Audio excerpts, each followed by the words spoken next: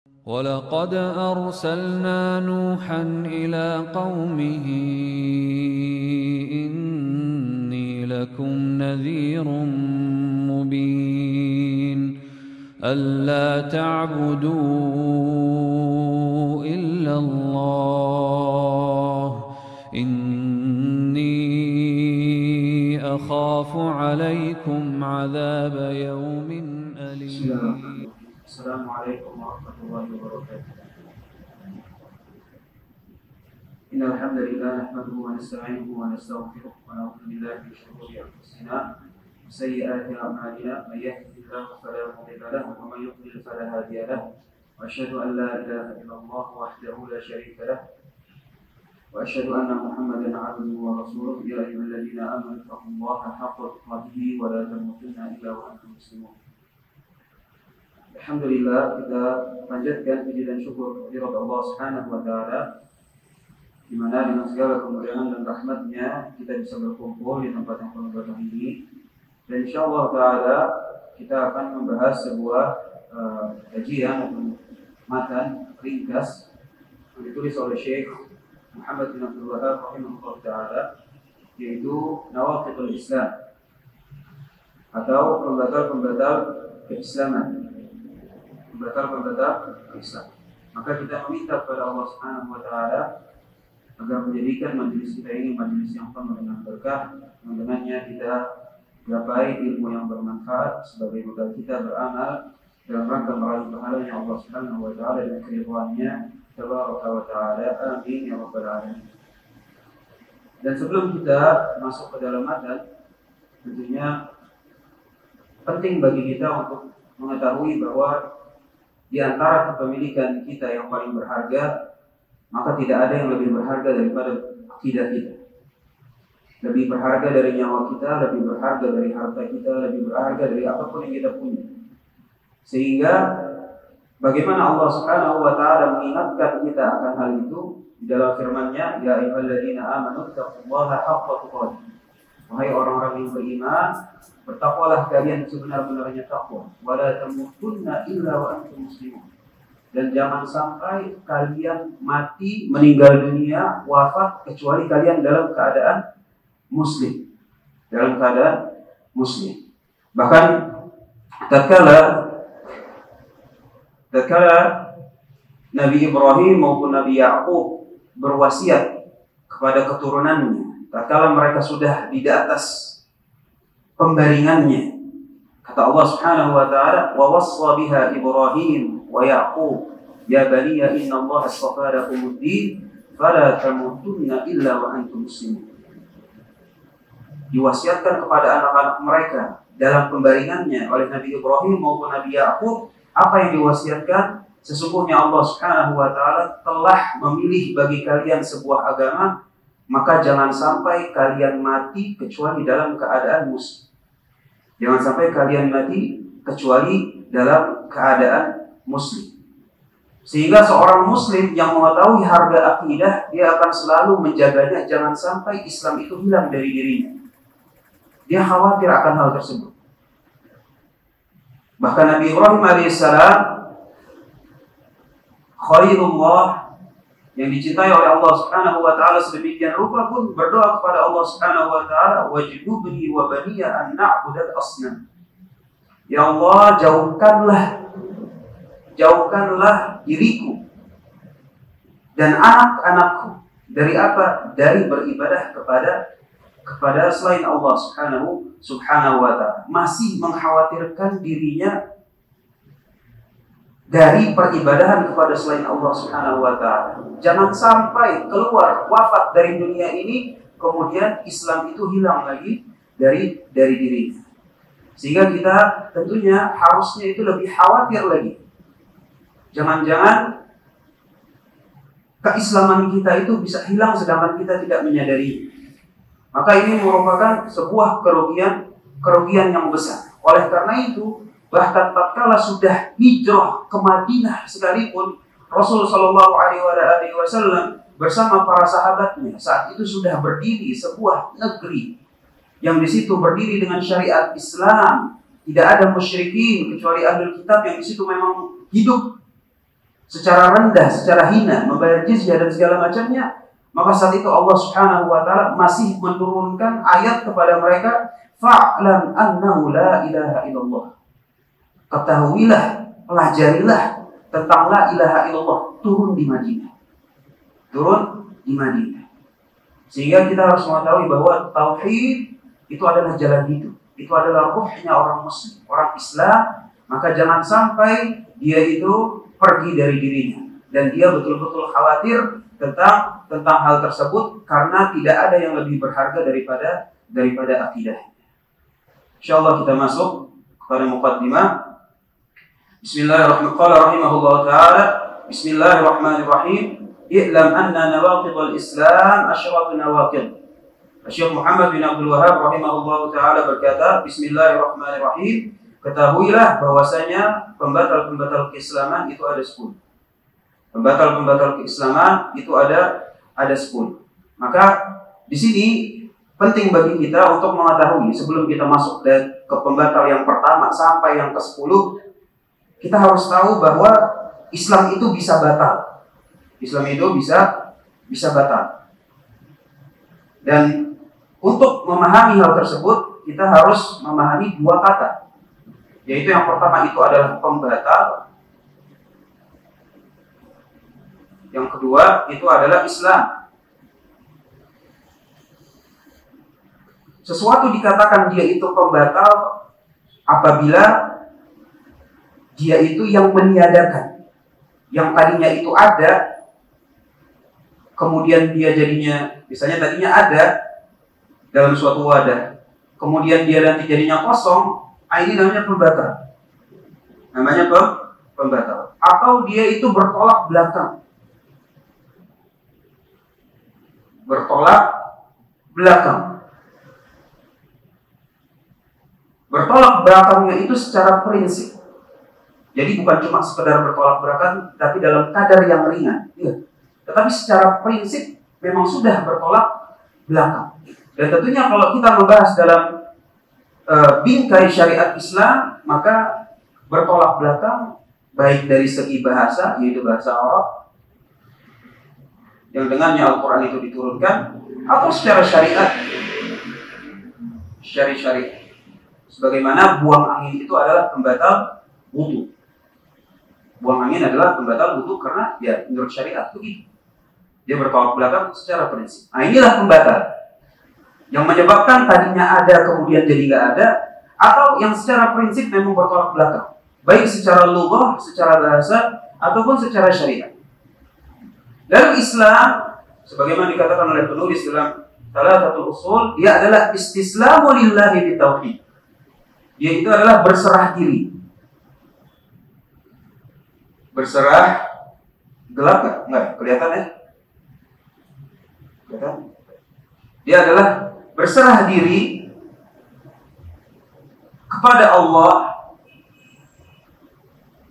istislamu lillahi bitauhid, dengan tauhid. Yang konsekuensinya itu adalah 2. Yang pertama itu adalah al-inqiyadu lahu bitta'ah, tunduk, patuh, terikat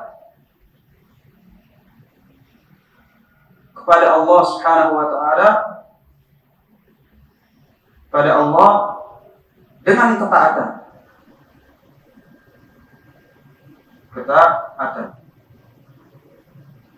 Dan yang kedua adalah al-bara'atu minasyirki wa ahli, yaitu berbara'ah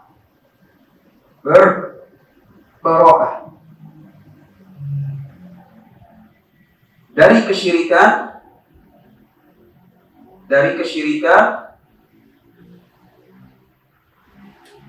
dan para pelakunya.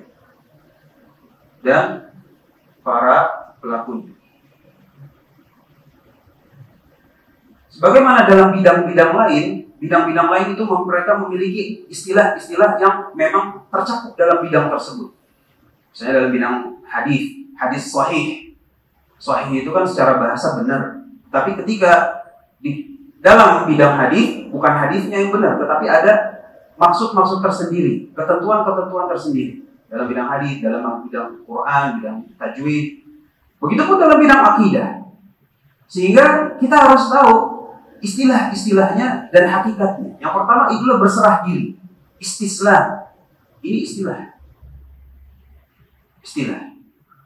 Lillah, alhamdulillah, jelas. Bitauhid, tauhid istilah. Wal inqiyadu lahu bitta'ah, tunduk patuh atau al-inqiyad kepada Allah, jelas. Bitta'ah, dengan ketaatan di sini juga istilah. Wal bara'atu, bara'ah itu istilah. Kesyirikan itu istilah dari para pelakunya. Kalau kita paham apa itu yang dimaksud dengan istislam, kalau kita paham apa itu yang dimaksud dengan tauhid, apa itu yang dimaksud dengan inqiyad, apa itu yang dimaksud taat, apa itu yang dimaksud bara'ah, kesyirikan, dari kesyirikan, maka kita sudah mencakup, memiliki ilmu yang mencakup apa itu Islam. Apa itu Islam? Semua pembatal-pembatal yang disebutkan di situ dari 1 sampai 10, maka itu mereka itu sifatnya adalah yang di sini. Bertolak belakang secara prinsip, ataupun yang tadinya ada bikin nggak ada. Gimana? Baik dari segi istislamnya, baik dari pembatal tauhidnya, baik dari tunduk patuh terikatnya, baik dalam keadaan ketaatannya, baik dalam baroahnya. Ketika ini semua ada didatangkan perbuatan-perbuatan yang sifatnya seperti ini, maka itu membatalkan Islam secara definisi. Jadi gambarannya gitu. Jadi sebelum kita masuk, kita harus paham benar nih, berserah diri. Kita masuk ke situ dulu.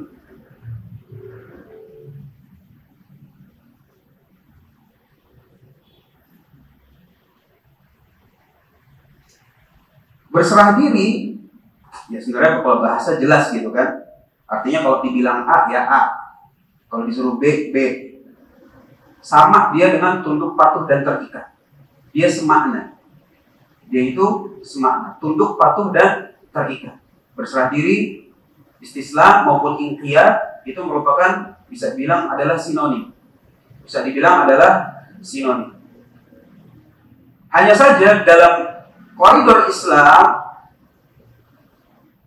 yang namanya berserah diri ataupun tunduk patuh dan terikat, dia itu konteksnya itu adalah secara zahir yang terlihat, juga secara batin yang ada batinnya. Jadi faham, berserah diri itu adalah, ya alhamdulillah bahasa Indonesianya juga cukup jelas. Hanya saja kita tambahkan bahwa dalam konteks Islam, berserah diri itu harus ada yang terlihat juga dengan ada yang batin. Kalau misalnya ibu kita nyuruh, Dil, beliin teh botol. Kita beliin tuh teh botol. Iya mah, kakak beliin deh tuh teh botol. Secara terlihat, oh iya si Fadil udah nurut sama mamanya, sama ibunya. Tetapi kalau batinnya, mama bikin repot gua aja. Batinnya enggak. Paham konteksnya ya? Paham konteksnya. Jadi dari segi berserah diri ada konteks yang terlihat, ada konteks yang batin, dua-duanya harus terpenuhi. Kemudian masalah tauhid, ini rada panjang. Dimana nggak apa-apa kita review saja biar jangan bosan. Allah Subhanahu wa Ta'ala itu memiliki hak. Allah Subhanahu wa Ta'ala itu memiliki hak. Apa itu hak Allah? Hak Allah Subhanahu wa Ta'ala itu ada dua. Yang pertama itu hak untuk dikenal. Yang kedua hak untuk diibadahi.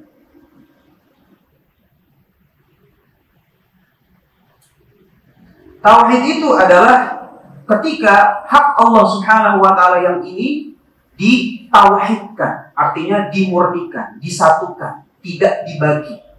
Cuma untuk Allah Subhanahu wa Ta'ala. Yang lain enggak. Ketika cuma satu, maka inilah dia yang namanya tauhid. ketika dibagi, itulah dia yang namanya syirik. Hak Allah yang pertama dikenal lewat nama-nama maupun sifat-sifatnya. Hak Allah Subhanahu wa taala diibadahi, ya, ibadah. Oleh karena itu, ketika membahas masalah tauhid, biasanya para ulama membagi tauhid itu menjadi tauhid rububiyah, ya kan? Nama-nama, sifat-sifatnya maupun perbuatan-perbuatannya. Jadi hak Allah dikenal itu lewat nama-nama dan sifatnya dan perbuatan-perbuatannya. Ibadahi. Makanya tauhid itu menjadi 3. Yang pertama adalah tauhid rububiyah, tentang perbuatan-perbuatan kekhususan Allah Subhanahu wa taala atau perbuatan-perbuatan Allah. Yang kedua adalah uluhiyah, yaitu tentang ibadah. Dan yang ketiga tentang nama asma wa sifat. Asma wa sifat. Ini hak Allah Subhanahu wa taala. Sebagian ulama yang lain juga, sebagaimana Ibnu Taimiyah dan Ibnu Qayyim, mereka membagi tauhid bukan 3, tapi 2 aja. Tauhidul ma'rifah sama tauhidul qasdi wa talab. Tauhid dikenal dan tauhid untuk diibadah. Cuma 2. Mau 2 atau 3 nggak masalah. Yang penting hakikatnya harus tetap. Yang penting hakikatnya, gambarannya jangan sampai kabur. Jangan sampai kabur. Jadi mau yang 3 ataupun yang 2, selama gambarannya, bingkainya itu yang kita maksud di sini, nggak masalah. Nggak ada paksaan dalam istilah. Jadi kalau antum yang kedua terus kita keliruin, yang ketiga bilang 3 kita keliruin, enggak. Ini cuma istilah aja untuk memudahkan dalam pemahaman tentang tauhid. Syirik dan syirik. Artinya kalau satu itu tauhid, berarti itu Allah, untuk Allah Subhanahu wa taala semata itu adalah tauhid. Kalau dibagi ini syirik. Kalau misalnya kadarnya besar, yang dibagi apaan nih? Ya kan? Iya. Hak Allah Subhanahu wa taala dikenal dan diibadahi. Tapi kalau dibagi kepada yang lain, kadarnya itu merupakan besar, maka dia syirik akbar. Contoh kadarnya besar itu adalah kadar-kadar yang kekhususan cuma Allah Subhanahu wa taala semata. Ini enggak boleh. Giliran dikasih ke yang lain, itu adalah syirik akbar. Contoh misalnya dalam perbuatannya. Perbuatan kekhususan Allah Subhanahu wa taala, contohnya menciptakan, menurunkan rezeki, menghidupkan, mematikan, mengatur alam semesta. Kapan kekhususan ini diakui kepada selain Allah Subhanahu wa taala, maka itu adalah kadar yang besar, maka syiriknya pun syirik akbar. Kenapa? Karena kekhususan Allah Subhanahu wa taala. Contoh misalnya orang yang berkeyakinan misalnya Nyi Roro Kidul adalah pengatur alam pantai selatan. Nah, itu kadarnya udah besar. Kadarnya udah besar, sehingga keyakinan seperti ini adalah keyakinan yang bersifat syirik akbar. Kalau kadarnya kecil, maka dia syirik asghar. Kecil. Contoh yang kadarnya kecil adalah yang bukan kekhususan Allah. Misalnya taat. Taat itu boleh sama Allah, boleh sama orang tua, boleh sama atasan. Ya kan? Kalau misalnya taatnya mubah, ya berarti diizinkan sama Allah Subhanahu wa taala. Tapi kalau misalnya taatnya itu kadarnya itu adalah dalam memaksiati Allah Subhanahu wa taala, dia bukan syirik akbar. Dia bukan syirik akbar. Sehingga penting kita paham yang di sini. Ibadah, maka ibadah ini hak Allah Subhanahu wa taala. Mau cuma kecil tapi cuma dikit, aneh cuma misalnya aneh buat syirik kesyirik, jangan aneh. Saya ada orang gitu bilang, kan kita berbuat kesyirikan paling setahun sekali. Setahun sekali nggak bisa. Kalau ibadah mau baik, banyak, dikit, sering, jarang. Kalau udah ibadah itu kesyirikan. Ini udah nggak kadar-kadarnya lagi. Ibadah diberikan kepada selain Allah Subhanahu wa taala, maka itu adalah kesyirikan akbar. Karena hak untuk diibadahi murni untuk Allah Subhanahu wa taala. Jadi kita udah paham tentang berserah diri. Kita udah paham tentang tauhid. Kita udah paham tentang inqiyad. Ini masih sinonim sama al-istislam. Sinonim berarti konteksnya ada yang terlihat, ada juga yang batin. Di sini ketaatan. Ketaatan, maka kata Ibnu Qasim rahimahullah taala dalam hasyiahnya dalam Thalathatul Ushul, ketaatan di situ adalah maja'at bihi ar-rusul. segala sesuatu yang para rasul itu datang dengannya. Yang para rasul datang dengannya itu disebutnya adalah syariat. Jadi ketaatan di sini yang dimaukan adalah syariat yang diberikan kepada para rasul. Syariat yang diberikan kepada para rasul. Terakhir, baro'ah. Baro'ah itu secara bahasa dia adalah berlepas diri. Berlepas diri. Berlepas diri itu secara bahasa adalah nggak ada sangkut pautnya. Kalau saya bilang sama Bapak, Pak, saya berlepas diri dari Bapak. Artinya Bapak terjerat kasus apa? Saya nggak ikut-ikutan di situ. Bapak mau terjun di mana? Saya nggak ada sangkut pautnya di situ. Itu namanya berlepas diri. Ya, nggak ada sangkut pautnya. Kata Al-Utsaimin hafizahullah taala tentang berlepas diri antara mukmin dengan kafir, yaitu bahwa mukmin itu yaquluna fi haddin wal musyrikun wal kafirun yaquluna fi hadd. Ini namanya baro'ah. Ini wadah Islam, wadah tauhid. Ini wadah kufur, wadah syirik.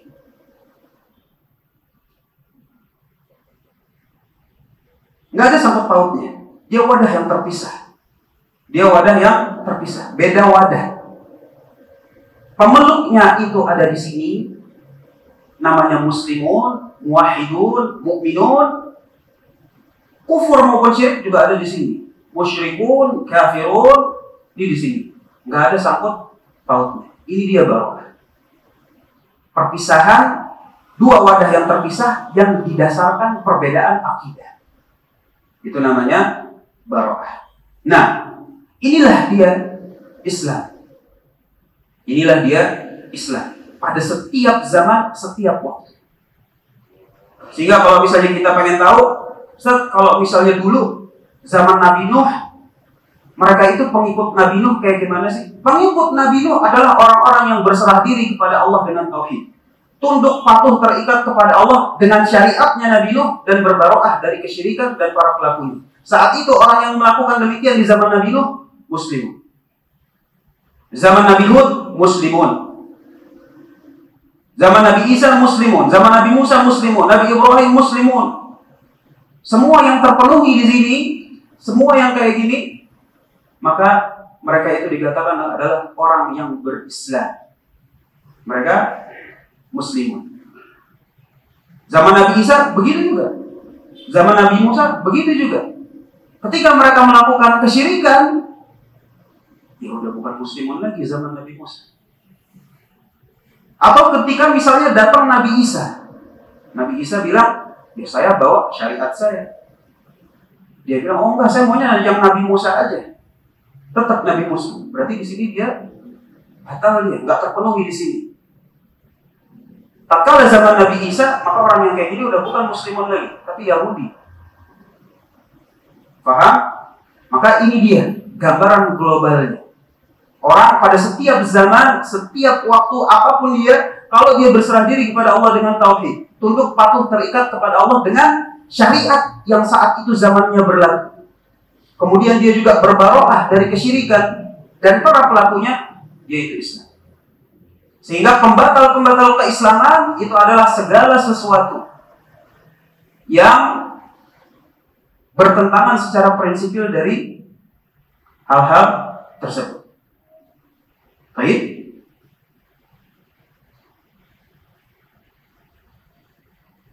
Nah, satu konsep lagi, yaitu Islam itu terkadang diibaratkan dengan iman. Makanya biasanya kalau ada muslimun ya berarti mukminun, muhsinun.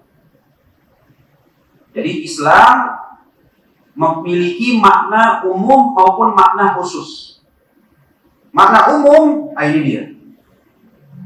Makna umum, itu dia. Makna khusus,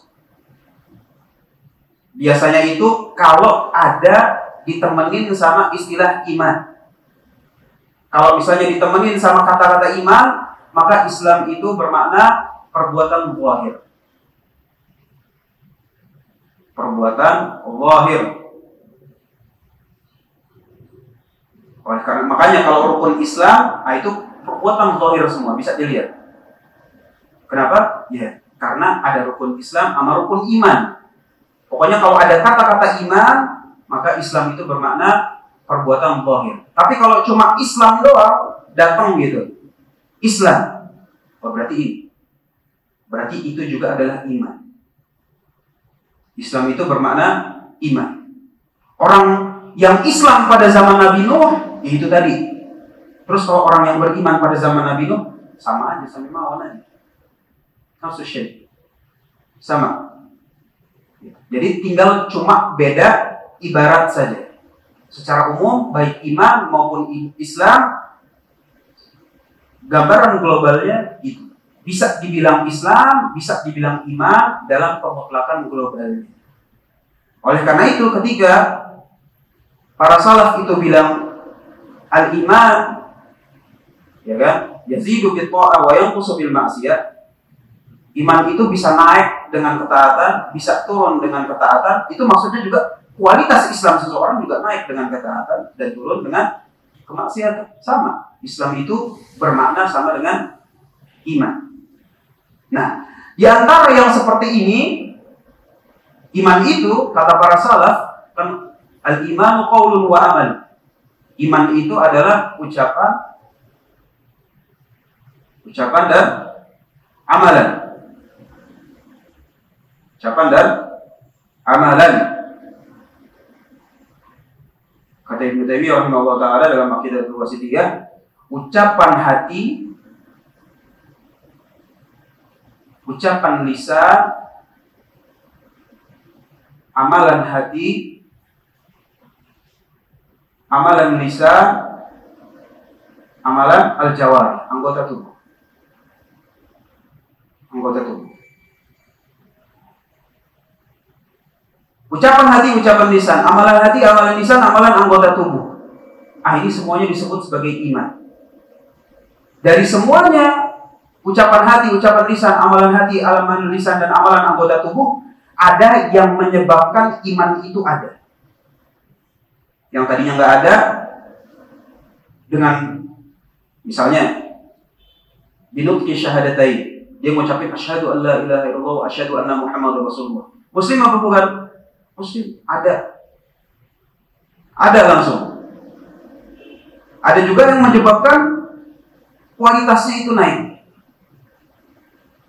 Contohnya misalnya baca Quran, sedekah, apalagi salat sunnah, berakhlakul karimah. Ini menyebabkan naik. Lawannya iman itu kufur.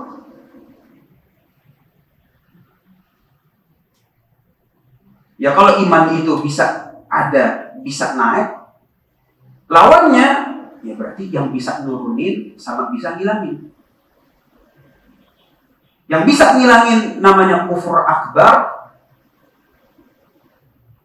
Yang cuma sekedar nurunin tapi nggak hilang, itu berarti derajat di bawahnya. Bisa disebutnya kufur asghar, bisa disebutnya al-kabair, bisa disebutnya shaghair, bisa disebutnya maksiat, bisa disebutnya dosa. Yang penting di bawah derajat kufur akbar. Dia di bawahnya, di sini. Contoh yang cuma nurunin, ya kan? Misalnya apa? Mencuri, nyolong, begal, buka aurat bagi wanita, buka aurat juga bagi laki-laki misalnya. Ya kan? Itu nurunin iman. Nurunin kualitas Islam juga. Bukan kufur akbar, belum nyampe. Dia itu bukan ngilangin. Nurunin iya, tapi untuk ngilangin enggak. Nah, yang ngilangin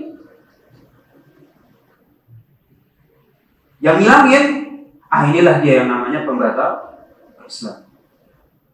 Jadi kalau misalnya ditanya, apa bedanya sih pembatal keislaman sama pembatal keimanan? Ada bedanya nggak? Sama aja. Makanya biasanya dalam kitab-kitab ulama ya nawaqidul Islam, nawaqidul iman. Cuma beda istilah aja. Yang mau pakai Islam boleh, pakai iman boleh, karena maksudnya saja. Ini dia. Jadi kalau misalnya kita mau menggambarkan apa itu pembatal keislaman, ini dia. Bukan cuma yang sekedar nurunin, bukan nurunin doang nih. Tetapi dia ngilangin. Kalau kini udah paham, maka dari pembatal 1 sampai 10 kita itu langsung plong. Langsung lebih gampang dalam memahaminya. Langsung kita masuk yang pertama. Pembatal yang pertama, qala rahimahullahu taala,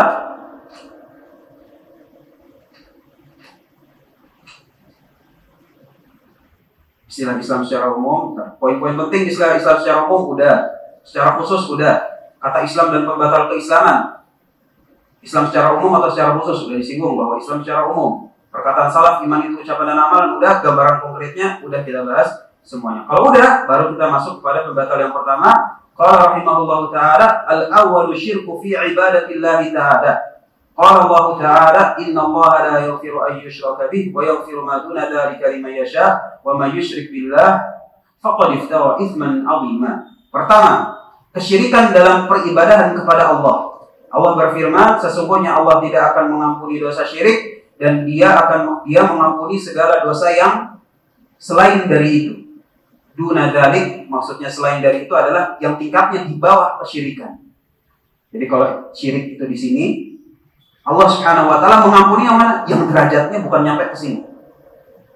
Karena yang enggak diampuni Allah Subhanahu wa taala itu bukan cuma syirik akbar doang, enggak beriman sama Nabi Muhammad SAW juga enggak diampuni. Bilang Al-Quran itu enggak lengkap, itu juga enggak diampuni. Al-Quran itu enggak relevan. Al-Quran ini udah kitab kuno. Kenapa? 1 derajat. Yang diampuni oleh Allah Subhanahu wa taala, yang maksud diampuni adalah mungkin diampuni. Mungkin dulu. Yang tadi nyuri, begal, melihat yang enggak benar, buka aurat, bunuh, segala macam, yang cuma menurunkan, ini derajatnya. Ini yang masih ada kemungkinan Allah Subhanahu wa taala ampuni. Bagi siapa saja yang dikehendaki. Belum tentu kita. Mudah-mudahan kita dapat, tapi belum ada jaminan bahwa kita bakalan dapat. Oleh karena itu hati-hati dari maksiat. Wa qala musannif rahimahullah ta'ala, wa qala innahu may yusyrik billah faqad harramallahu 'alaihi al-jannah wa ma'wahu an-nar wa ma lidh-dhalimin min ansar. Dan juga Allah Subhanahu wa taala berfirman, sesungguhnya barang siapa yang berbuat kesyirikan kepada Allah, maka sungguh Allah mengharamkan surga atasnya dan tempat kembalinya adalah neraka, dan bagi orang-orang yang zalim tidak ada satu orang penolong pun. Dan wa minhu adzabu li ghairillah, adzabhu li ghairillah kaman yadbahu lil jinni aw lil qabr. Dan di antara kesyirikan adalah memberikan sembelihan kepada selain Allah, seperti orang yang memberikan sembelihan kepada jin atau kuburan. Jadi gambaran permasalahan tentang pembatal pertama,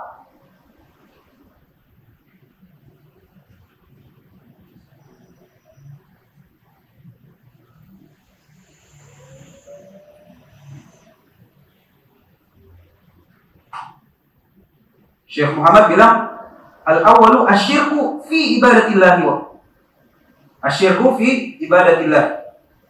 Dia berbuat kesyirikan. Kesyirikan apa? Itu tadi, memberikan hak Allah Subhanahu wa taala ke yang lain. Memberikan hak Allah Subhanahu wa taala ke yang lain. Tinggal kita pengen tahu nih kadarnya. Yang diberikan apa? Yang diberikan ibadah. Asyirku fi ibadatillah, dalam ibadah. Sedangkan ibadah itu adalah hak khususnya Allah Subhanahu wa taala. Kapan diberikan? Maka syiriknya itu adalah syirik akbar. Syirik akbar. Dalil-dalilnya tentang dosa syirik dibawakan oleh penulis. Kemudian penulis bilang, salah satu contoh syirik akbar itu adalah memberikan sembelihan. Tentunya sembelihan yang bersifat ibadah. Taqarrub. Memberikan sembelihan kepada jin atau kepada kuburan. Ini gambaran permasalahannya. Sekarang kita tanya, terus batalnya dari mana sih? Ini kan Islam nih. Bisa batal dengan sesuatu yang secara prinsip memang bertentangan baik secara bahasa ataupun secara syariat.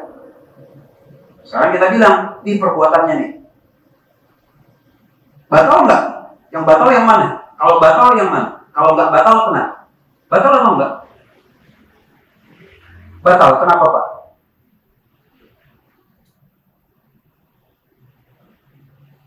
Berserah dirinya.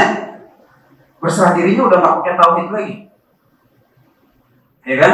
Berserah dirinya pakai kesyirikan. Berarti dari sininya dia udah nggak terpenuhi. Dari sininya nggak terpenuhi. Kayak gitu secara memahaminya, iya kayak gitu.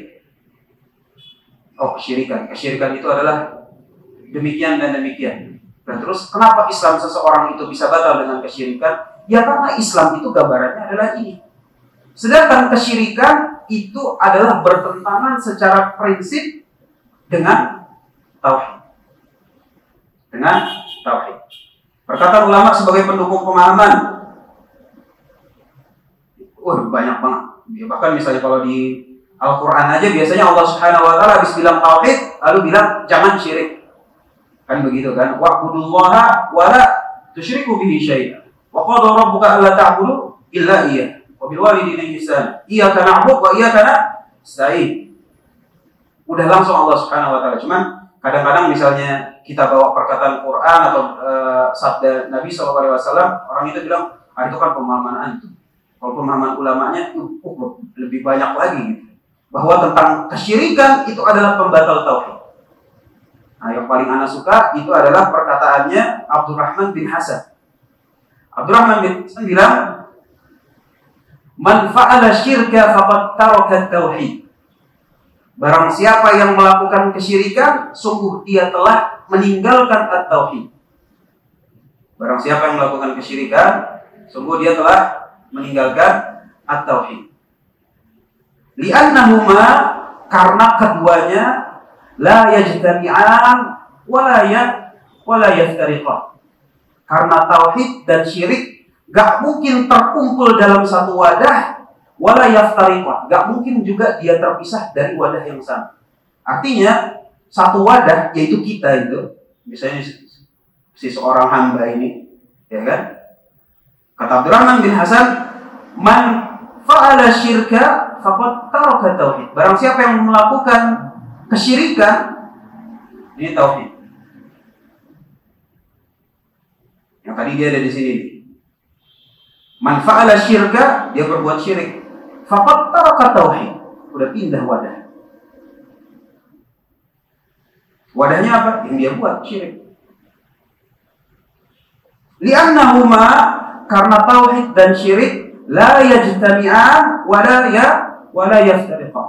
Karena tauhid dan syirik itu enggak mungkin terkumpul dalam satu wadah. Jadi orang itu, ini orang nih, si A, enggak mungkin di dalam dirinya itu ada tauhid, ada syirik sekaligus dalam satu waktu yang bersamaan. La yajtami'an, enggak mungkin terkumpul dalam satu waktu. Enggak mungkin terkumpul dalam satu waktu, enggak mungkin juga wala yaftariqan. Dia nggak ada tauhid, nggak ada syirik, kosong gitu melompok. Terus kalau nggak ada tauhid, nggak ada syirik, apaan lo? Ateis. Ateis itu kesyirikan. Gitu. Kenapa? Karena dia meniadakan Allah Subhanahu Wa Taala. Itu merupakan keyakinan kesyirikan. Kesyirikan nggak mungkin kosong. Jadi orang itu kalau nggak muwahhid, di situ ada tauhid, ya berarti di situ ada kesyirikan. La yajtami'an wala yaftariqan. Nggak mungkin dia. Itu dikatakan oleh Syekh Abdurrahman bin Hasan dalam Ad-Durrah. Atau juga dalam ibarat yang lain, yaitu anaknya Abdurrahman bin Hasan, yaitu Abdul Latif, disebutkan dalam Minhajut Ta'sis. Kata beliau rahimahullah ta'ala, "Wa'lam anna syirka, anna al-islam wa syirka." Ketahuilah bahwa Islam dan kesyirikan itu adalah naqidhan, adalah pembatal antara satu dengan yang lain. Naqidhan, dua kutub yang bertentangan, kutub positif sama kutub negatif. Gak bakal nempel. Kalau magnet nempel gitu ya. Artinya antum tahu lah maksudnya. Maksudnya bukan dalam dunia magnet kalau positif dan negatif jadi nempel. Gitu. Tapi dia adalah naqidun yang membatalkan antara satu dengan yang lain. Membatalkan antara satu dengan yang lain, la yajtami'an wa la yartafi'an. Gak mungkin terkumpul dalam satu waktu secara bersamaan dan juga gak mungkin la yartafi'an. Dua-duanya terangkat pada satu yang bersama. Ala kulli hal, ini ucapan ulama sebagai bukti bagi kita bahwa kalau ada syirik berarti tauhidnya di sini terhapus. Kalau ada syirik, tauhidnya di sini terhapus sehingga definisi Islam yang tadinya berserah diri kepada Allah Subhanahu wa taala dengan tauhid udah enggak terpenuhi secara definisi. Orang kalau secara definisi tidak terpenuhi, ya berarti yang terpenuhi definisinya disebut muslim, yang tidak terpenuhi secara definisi dinamakan sesuatu non muslim. Non-muslim. Khair. Baik. Masuk pembatal yang kedua. Kok cepet banget, Seth? Iya. Antum kalau misalnya kita mau yang panjang-panjang, nanti kita baca syarahnya. Kalau cuma baca matan, yang penting kita tamat dulu nih. Jangan sampai matanya aja nggak pernah tamat. Belum pernah tentang nambatin mata nawaqidul Islam. Sekalipun enggak. Baca sih iya, tapi kalau ngaji belum pernah enggak. Kita pengen tamatin dulu lah. Tamatin. Mudah-mudahan ya, dalam 2 pertemuan mudah-mudahan selesai. Kenapa? Karena yang paling lama itu tadi di muqaddimah aja. Muqaddimah yang paling lama. Kenapa? Karena di situ adalah titik berat dalam pemahaman. Adapun dari 1 sampai 10, kalau yang muqaddimahnya titik berat pemahamannya kita sudah paham, nah itu udah langsung tinggal berjalan aja. Seperti kayak pembatal kedua. Qala rahimahullah ta'ala atsani man ja'ala bainahu wa bainallahi wasa'il yad'uhum wa yas'aluhum asy-syafa'ah wa yatawakkalu 'alaihim kafara ijma'. Kedua, barang siapa yang menjadikan perantara di antaranya dan di antara Allah Subhanahu wa taala. Berdoa kepadanya, itu kepada si perantara, meminta syafaat kepada mereka, bertawakal kepada mereka, maka kafara ijma'an, pelakunya telah kafir secara ijma'. Gambaran permasalahan tentang pembatal kedua.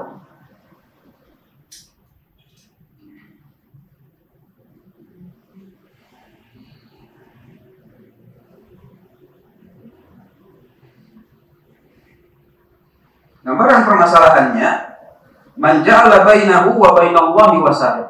Ini hamba. Dia mau beribadah kepada siapa? Beribadah kepada Allah Subhanahu wa taala. Mau beribadah kepada Allah Subhanahu wa taala, cuma ja'ala bainahu wa bainallahi wasa'il. Ada perantaranya. Ada perantaranya. Perantara yang seperti ini di dalam Islam ada yang dibenarkan secara syar'i,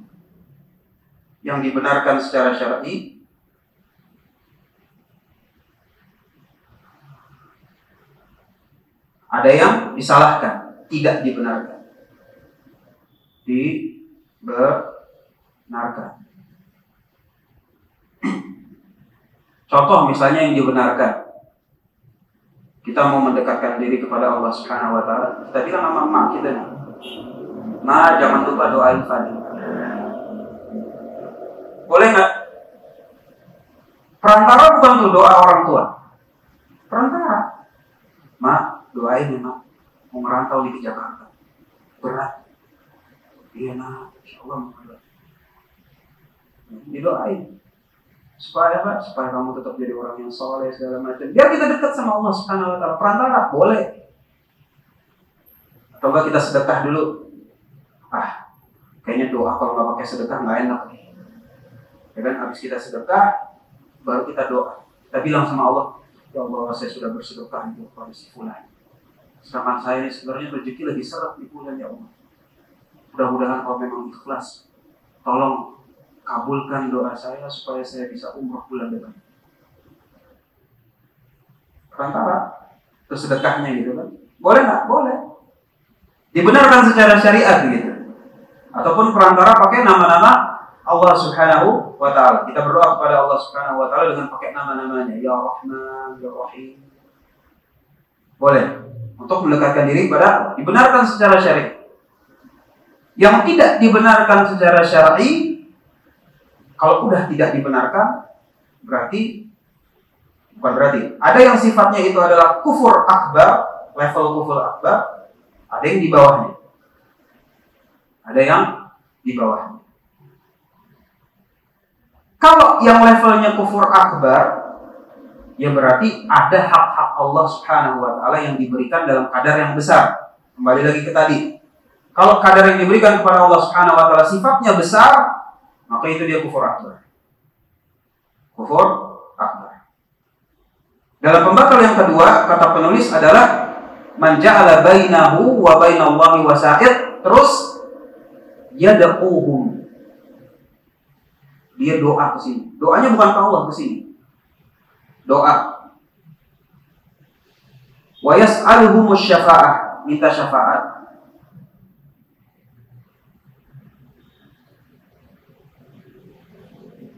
Wa yatawakkalu alaihim, bertawakal.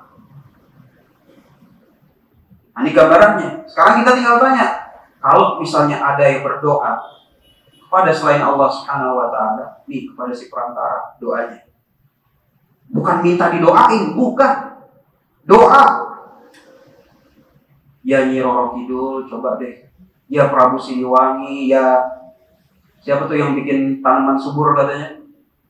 Dewi Sri, ya Dewi Sri, tolong bikin tanaman ini jangan sampai kena hama. Itu doa tuh. Doanya langsung ke sini. Maka kita bilang, itu kan hak Allah, Ustaz. Memalingkan hak Allah Subhanahu wa Ta'ala dalam ibadah, doa itu ibadah, itu kan syirik akbar. Berarti sama-sama. Berarti pembatal kedua itu adalah dari segi syirik. Sama kayak pembatal yang pertama, cuma beda gambaran aja. Dibawakan oleh penulis, artinya dipisah gitu antara pembatal yang pertama dan dengan pembatal kedua, itu untuk menggambarkan betapa seringnya yang kayak gini terjadi di tengah-tengah kaumnya atau masyarakatnya beliau rahimahullah ta'ala. Ya kan?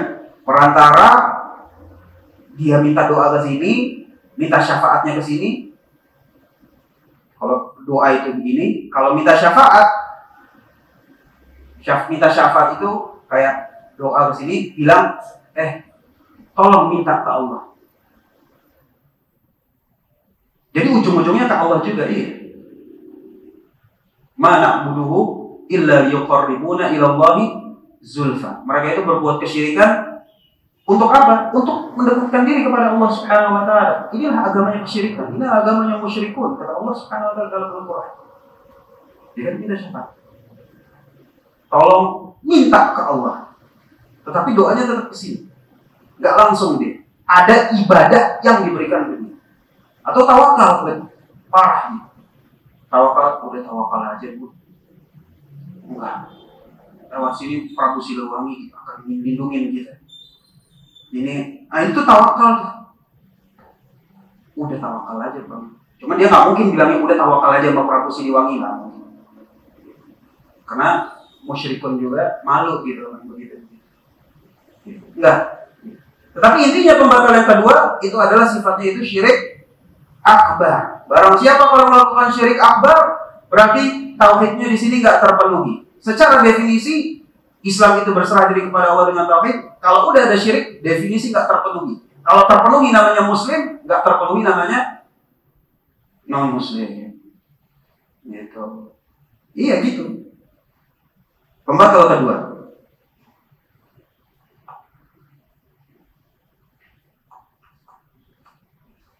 Perkataan ulama sebagai pendukung pemahaman, perkataan yang tadi masih tetap berlaku. Ya kalau kesyirikan, yaitu membatalkan at-tauhid. Beberapa menit, Pak? Hah? Udah cukup? Udah sejam? Hah?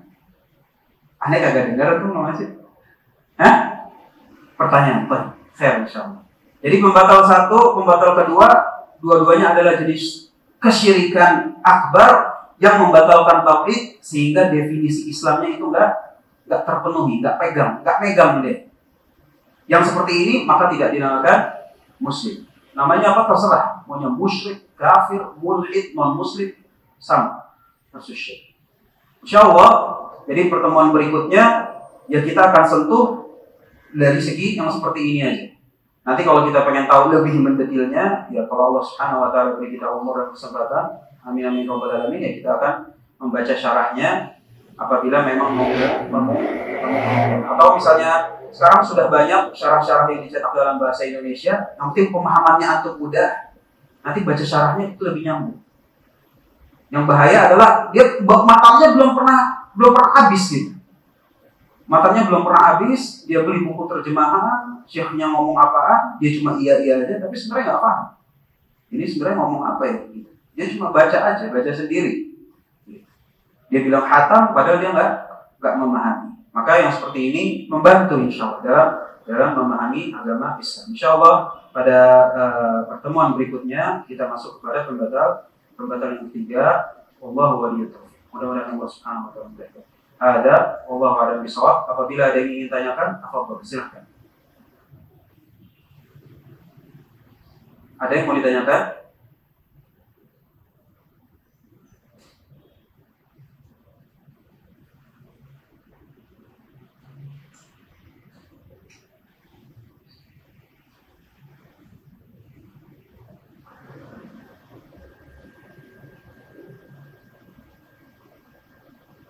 Masya Allah, nggak ada. Belum semua. Ada? Ada yang mungkin yang kurang jelas atau seperti apa? Dari ibu-ibu mungkin kalau ada. Ibu-ibu kagak bisa melihat, Pak? Hah? Oh bisa. Oh, bisa.